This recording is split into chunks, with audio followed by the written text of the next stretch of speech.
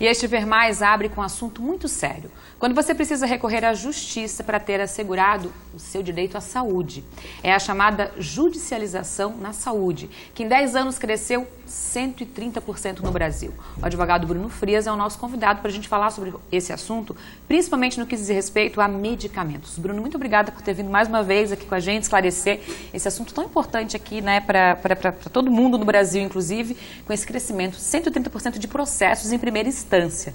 Né? Quando se fala em judicialização da saúde, o que a gente fala exatamente? Boa tarde, muito obrigada por ter vindo. Boa tarde, eu que agradeço o convite. Boa tarde a todos.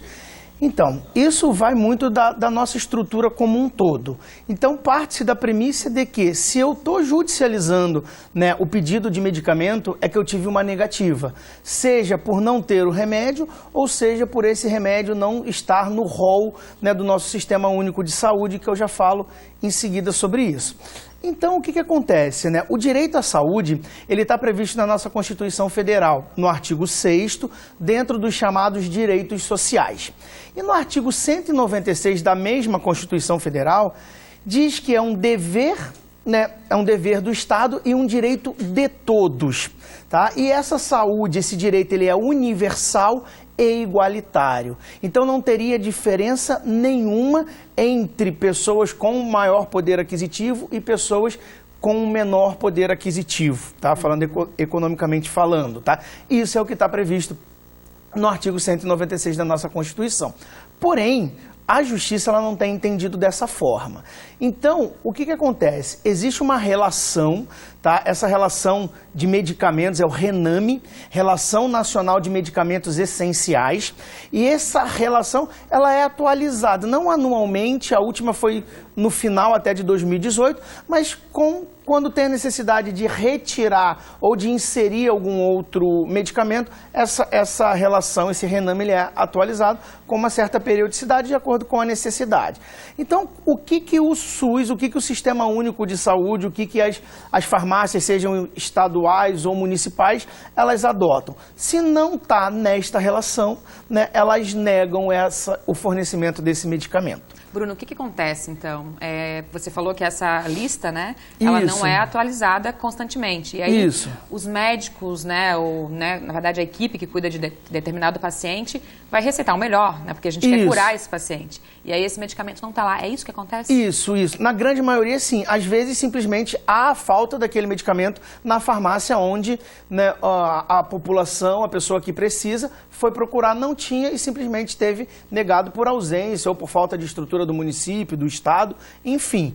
E na grande maioria por não estar nesta relação, por não ser muitas vezes um medicamento nacional, tá? Não ter o reconhecimento pelos órgãos, né, brasileiros, e aí acaba sendo negado. Só que muitas vezes esse medicamento é o único medicamento que pode ajudar a amenizar ou até mesmo salvar o paciente. Porque em muitos casos pode ser substituído, né? Sim, em muitos casos pode ser substituído. E esse é um dos entendimentos que o judiciário traz.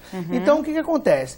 Primeiro tem que se buscar, né, as farmácias, né, os órgãos municipais, né, normalmente é uma farmácia municipal, para ver se tem se consegue aquele medicamento no que a gente chama da via administrativa. Não conseguindo, né, e sendo essencial essa medicação, seja para não perder um membro ou função, né, risco da perda da vida ou alguma outra complicação mais grave, desde que esse medicamento não possa ser substituído, não tenha outra alternativa fornecido pelo nosso Sistema Único de Saúde, deve procurar o seu advogado para então ingressar com a ação. E mesmo assim, ainda há algumas restrições, tá? Então, como eu falei lá no artigo 196 da Constituição, não haveria uma diferença entre pessoas que poderiam pagar e pessoas que não poderiam pagar pelo medicamento, tá? O tratamento seria universal e igualitário. Porém, o Poder Judiciário, salvo algumas decisões isoladas, mas o STJ, que é o Superior Tribunal de Justiça, ele entende que tem que comprovar a necessidade daquela medicação, comprovar que não há outro medicamento que possa substituir aquele e a hipossuficiência de quem precisa. Entendi. Por conta da própria estrutura do nosso país, que não conseguiria acolher se todas as pessoas fossem buscar a medicação via judicial. Bruno, assim, a gente não é justo, né? Mas a gente entende que o juiz quer dar para quem precisa, é isso, né? É isso que acaba acontecendo, isso, né? Porque senão vai acabar acontecendo o seguinte, uma pessoa que poderia pagar o medicamento, ingressa com a ação, consegue, e um outro não conseguiria porque aquele recurso já está escasso. Infelizmente acontece, né? Deveria ser para todo mundo, como fala a nossa deveria Constituição. ser. E acontece muito, inclusive, com planos de saúde, né, Bruno? Quem paga o plano de saúde, quando precisa até de exames também, ou de uma medicação, que às vezes a pessoa está internada, né? Deveria conseguir aquela medicação no próprio hospital, que seria do plano de saúde, e não consegue também, Não consegue. Principalmente quando são tratamentos mais recentes, um pouco mais sofisticados, e são medicamentos muito altos, né? Eu já tive demandas que eu tive que entrar para uma cliente minha que dava mais de R$8.000 por mês em uma injeção, que se ela não tomasse, ela poderia vir a falecer. Né? Então, e aí vocês conseguiram? Sim, conseguimos inclusive com uma liminar, né? Mas né, depende de comprovar a extrema necessidade daquela medicação, né, e de que a pessoa não pode efetivar o pagamento. E uma outra coisa que se discutia muito e hoje também já está muito pacífico nos tribunais é que não precisa ser um médico do SUS, tá? Pode ser um médico da rede particular. Que pode receitar esse remédio. Que pode receitar o remédio. Muitas vezes isso demora, né?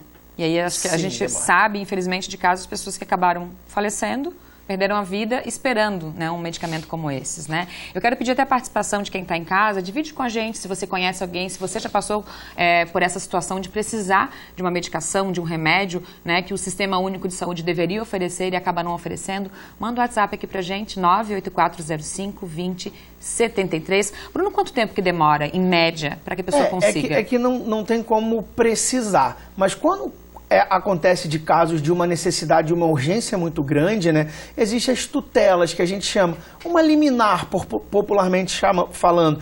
Então, antes do juiz decidir o mérito, ou seja, bem antes da sentença, que dependendo vai durar de 6 a 1 ano até que venha essa sentença, no mínimo, né, o juiz analisa, vê a urgência da situação e, normalmente, os juízes têm concedido, né, essa liminar, essa tutela, determinando que em 30 dias, né, o Estado, o município ou a União, porque há uma responsabilidade solidária, né, tanto o município, estados, quanto a própria União, de fornecer esse medicamento. Mas normalmente os juízes têm tido uma boa sensibilidade em relação a isso e quando realmente é um caso, né, de urgência, eles têm dado essa liminar. Tá certo. Estou chegando algumas perguntinhas aqui, já agradeço a sua participação, a sua audiência, tem gente me dando boas-vindas, depois eu vou ler os abraços aqui, o nome de todo mundo que está participando com a gente, mas continue que a gente vai continuar com esse assunto. Bruno, eu vou te pedir licença um pouquinho para a gente continuar esse assunto depois, pode ser? Sim, pode Então ser. tá, daqui a pouco a gente segue falando sobre a necessidade de medicamentos, remédios que o Sistema Único de Saúde não oferece e a pessoa precisa